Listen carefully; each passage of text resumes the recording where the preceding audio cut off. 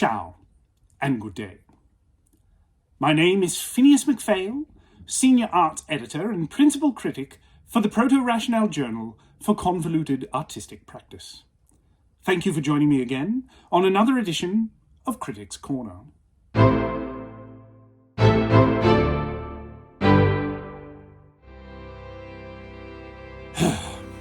You know, one of the great pitfalls of being a critic is that not everything that one reviews can be a masterpiece.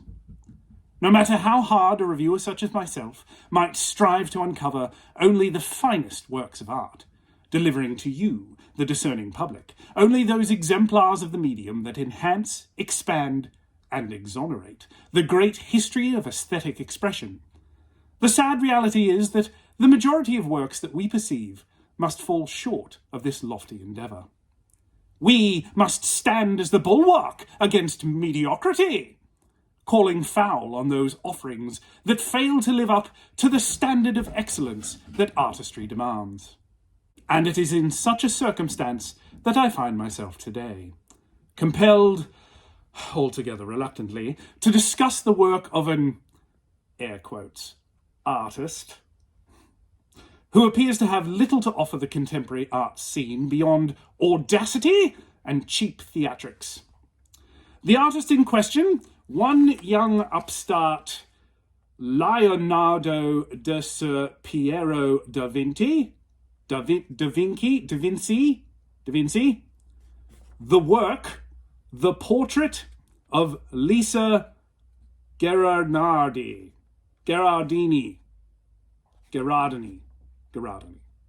The portrait of Lisa Gherardini. Yes. As one can immediately surmise, Lionardo is here clearly trying to traffic in that same punk pop culture subversiveness of clandestine graffiti artist Banksy. But while Banksy's counter-art strives to challenge the status quo by reconstituting lived spaces into urban canvases, what Mr. Da Vinci offers his audience instead is a thoroughly played-out, world-weary strain, one that comes off as rather juvenile. Indeed, in a rather embarrassing attempt to appeal to his desired youth audience, Lionardo has renamed the painting with the more hip title, Mona Lisa, and even dubbed himself Leonardo, after the popular Teenage Mutant Ninja Turtle.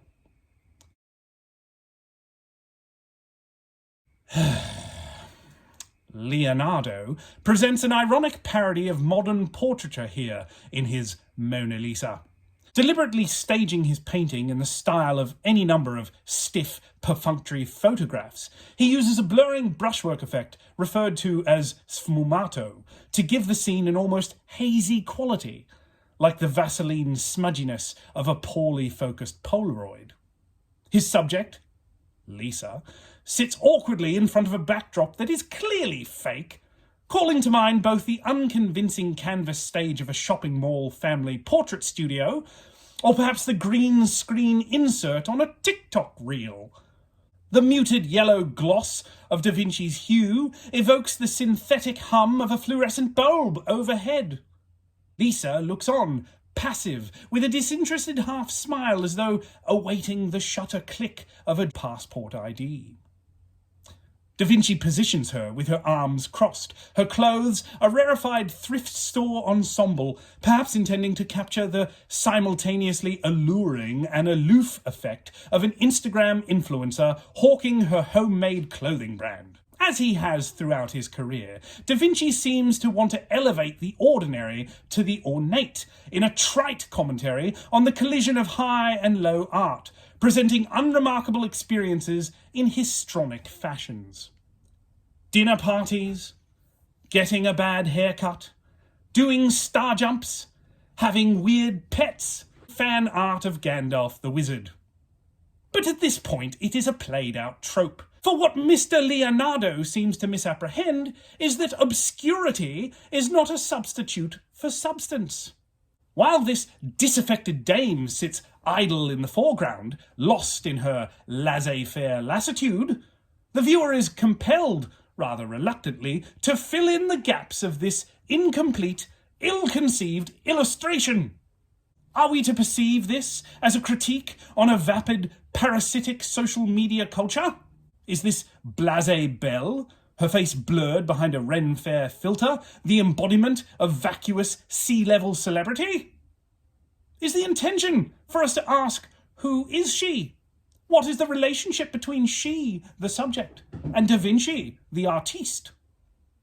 Why does her lip tempt that tilt of a quarter smile? What secrets does she keep? No doubt this kind of teasing mystery box tantalization is intended to entice audience engagement. Likely we are supposed to squabble in arts journals for Mr. Da Vinci's amusement, to write angry blogs and tweet our speculations into the cacophonous void.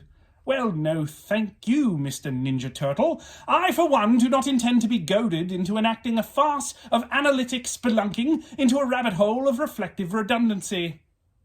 Cowabunga indeed. It may come as no surprise that Mona Lisa is already being heralded by some of my colleagues as a masterpiece. A work of transcendent genius, they claim, from a bold Renaissance man of an artist. Captivated by the new and novel, they fawn and flatter. Even the Louvre, at which this painting is currently being displayed, has clearly fallen for the hype, and has become rather hysterical about its protection. Although I must say, if you sneak in at night, it's much easier to get a good look without all the spectators.